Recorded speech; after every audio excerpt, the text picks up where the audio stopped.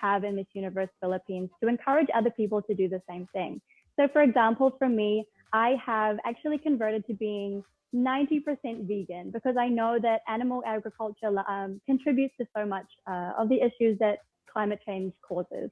And so even that minor change, I know I'm contributing to such a large issue, and I know that I can use my platform to encourage other people. If you were asked to give a speech to a group of graduating students who missed school physically and events like the prom and graduation, what is your message to them? These are times that are very unpredictable. We don't know what's going to happen in the future, but I'm glad that you pushed past boundaries. Learning online is very difficult, and as long as you keep on working hard and keep continuing to do your passions, then your dreams will become a reality. So I'm proud of everything that you've gone through, and more power to all of you. Social media networks are intended to bring people closer together. But in many dining situations, people are more busy on their phones. How do you resolve these conflicting realities? Well, social media is like a double-edged sword. I find that although it does allow you to have communication, especially with people far away from you, sometimes it hinders us from being present in the moment. In my opinion, it is just better to put your phone down when you're enjoying a nice meal with your friends and just be there in the moment. There's nothing wrong with being online, but being present is something that it's like a gift that you can offer. Your first question is, digital addiction can refer to phone, internet, or social media addiction. How would you intervene if you feel that one of your friends has digital addiction? I would probably become an accountability partner for her. Perhaps maybe I could check in at night, maybe at 10 p.m. I'll say, hey, it's time to stop. Let's go to bed, girl. And let's just go have some peace of mind. Is it important to do the right thing or avoid doing the wrong thing?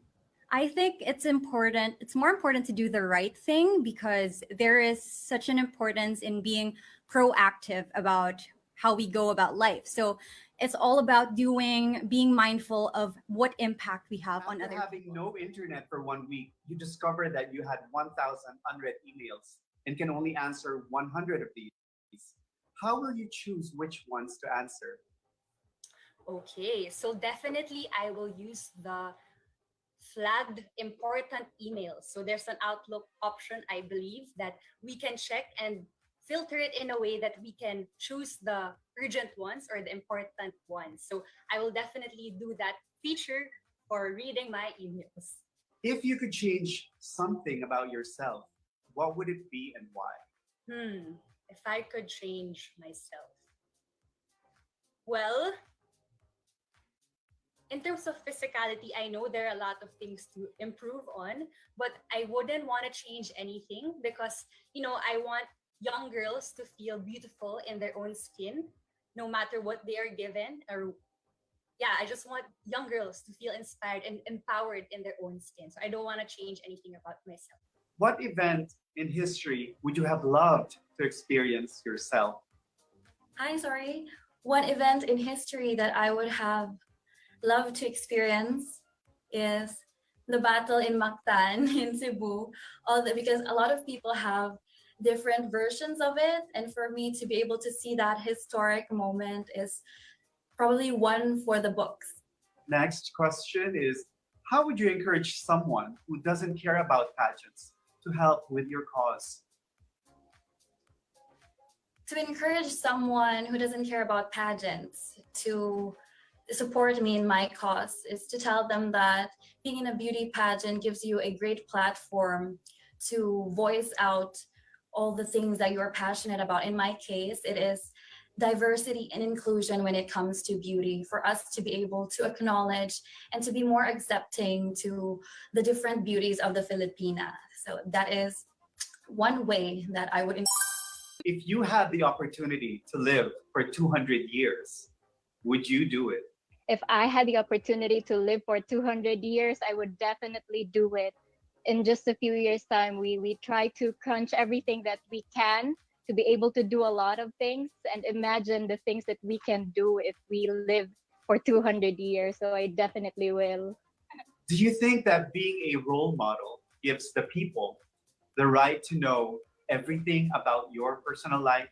I believe they only need to see the goodness in me and not literally everything, especially not my personal life, but they just have to filter out the things that they can learn from.